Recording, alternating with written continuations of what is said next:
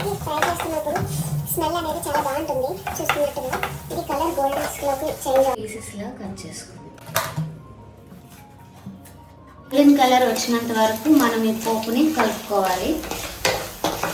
Golden colour వచ్చిన మొత్తం ఒకసారి కలిపేద్దాం. Hello everyone, welcome back to Sukanya's Galaxy. ఈరోజు మనం మామిడికాయ పప్పు చేయబోతున్నాం. ముందుగా ఈ మామిడికాయని కట్ చేసుకోవాలి.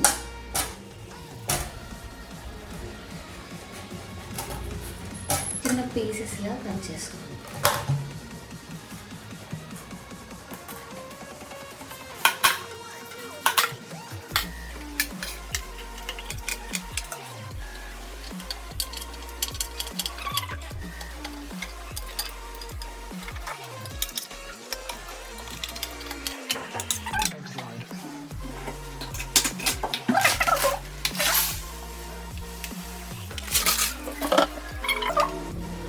బాండీ తీసుకొని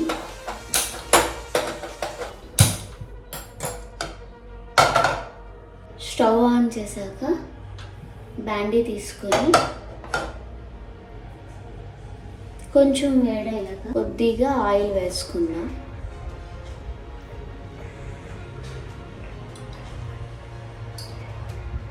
ఆయిల్ వేడయ్యాక ఈ పప్పు ఇందులో వేసి ఫ్రై చేయాలి. ఫ్రై చేస్తే ఏంటంటే అరోమా ఫ్లేవర్ అనేది మనకు వస్తుంది. మనం ఈ పప్పును వండుకునేటప్పుడు మంచి ఫ్లేవర్ అనేది మనకు వస్తుంది. మనం ముందుగా పప్పుని ఇట్లా ఆయిల్లో ఫ్రై చేసుకుంటే ఇది ఫ్రై చేస్తున్నప్పుడు స్మెల్ అనేది చాలా బాగుంటుంది. చూస్తున్నట్టుగా ఇది కలర్ గోల్డెన్లోకి చేంజ్ అవుతున్నప్పుడు మనం గ్యాస్ టర్న్ ఆఫ్ చేసేయాలి.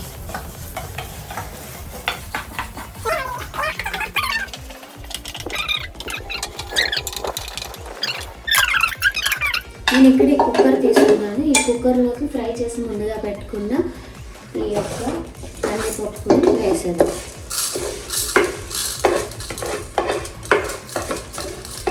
ఇట్లా ట్రాన్స్ఫర్ చేసేస్తాను.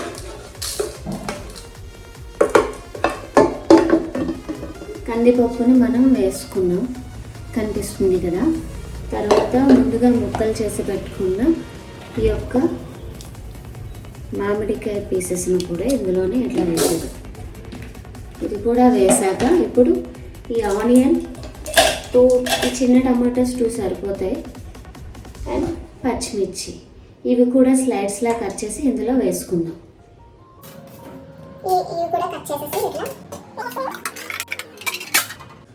సాల్ట్ వేస్తున్నాను. టేస్ట్ తగ్గట్టుగా మనం సాల్ట్ వేసుకుందాం. కొన్ని వాటర్ యాడ్ చేస్తున్నాను.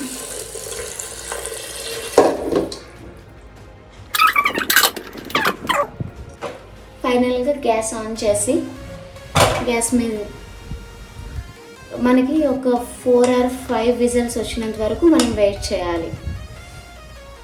విజిల్స్ అయిపోయింది. కూల్ అయ్యాక మనం ఇది ఓపెన్ చేసి చూద్దాం.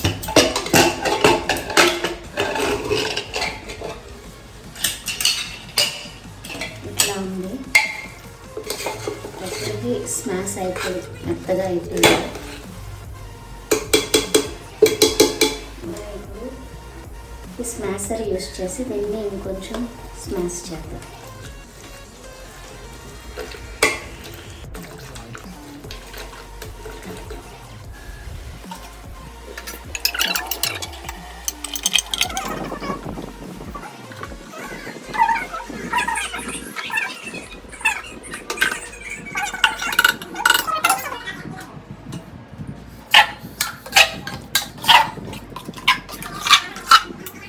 వాటర్ యాడ్ చేస్తూ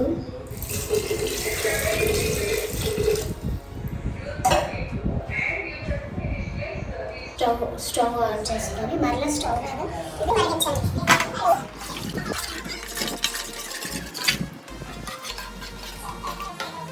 స్టవ్ మీద దీనిట్లా మరిగించి తర్వాత పోపెట్టుకుంటే మనం పప్పు రెడీ.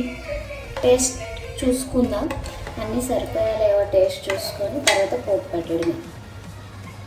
ఇప్పుడు మనం గ్యాస్ ఆన్ చేసుకొని బాండీ పెట్టుకొని పోపుకి సరిపడినంత ఆయిల్ వేద్దాం. కొంచెం ఆయిల్ కొంచెం నెయ్యి వేసుకుంటే ఫ్లేవర్ బాగుంటుంది, టేస్ట్ కూడా బాగుంటుంది. నెయ్యి వేస్తున్నాను. ఈ ఆయిల్ హీట్ అయ్యాక మనం పోపు దినుసులు వేసుకుందాం.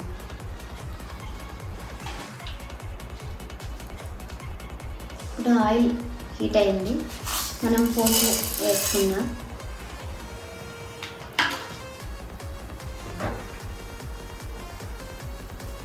వెల్లుల్లిని నేను ఇట్లా పీసెస్గా కట్ చేస్తాను. వెల్లుల్లి కూడా ఇప్పుడు వేస్తున్నాను.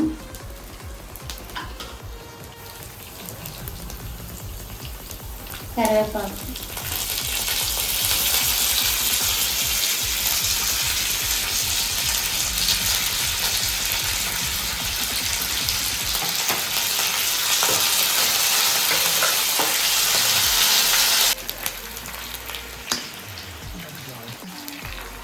కొంచెం ఇంగువ వేస్తున్నాను.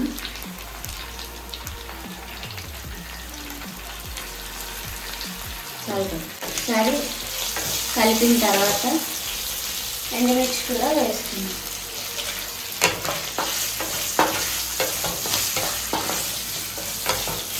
గోల్డెన్ కలర్ వచ్చినంత వరకు మనం ఈ పోపుని కలుపుకోవాలి. గోల్డెన్ కలర్ వచ్చిన వెంటనే టర్న్ ఆఫ్ చేసి